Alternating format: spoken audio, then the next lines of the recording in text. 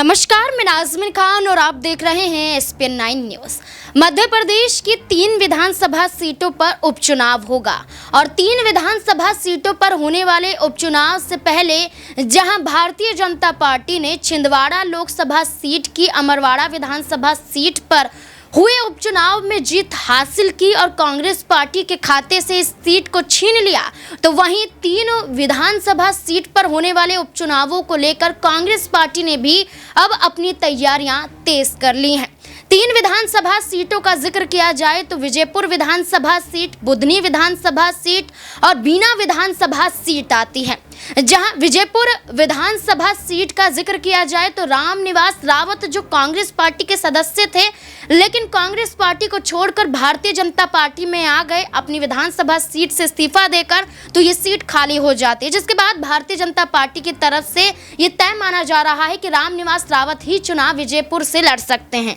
लेकिन जहां बीना सीट की बात की जाए तो बीना पर निर्मला जो यहाँ पर विधायिका थी वो भी कांग्रेस पार्टी का हिस्सा थी, लेकिन भारतीय जनता पार्टी में गई, लेकिन अपनी विधानसभा सीट से इस्तीफा नहीं दिया, तो इस सीट को साइड रखा जा रहा है। इसी के साथ साथ बुधनी विधानसभा सीट है जिस पर शिवराज सिंह चौहान विधायक थे, लेकिन विदिशा से सांसद का चुनाव लड़ने के बाद केंद्रीय मंत्री बन जाते हैं और अब इस सीट पर उनके बेटे कार्तिकेय चौहान के चुनाव लड़ने की चर्चाएं तेज हो जाती हैं।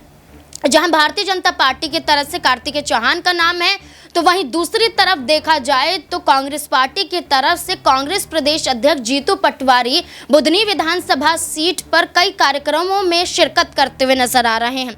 जीतू पटवारी जनता को संबोधित करते हुए बुधनी विधानसभा सीट पर भी देखे जा रहे हैं।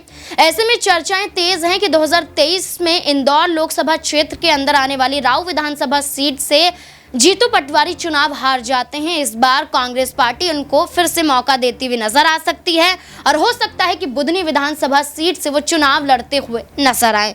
अब देखना होगा कि आखिरकार तीनों विधानसभा सीट पर होने वाले उपचुनावों में बुधनी विधानसभा सीट क्या कांग्रेस पार्टी के खाते में जाती हुई नजर आ सकती है? क्या बाकी जीतू पटवारी चुनाव लड़ेंगे?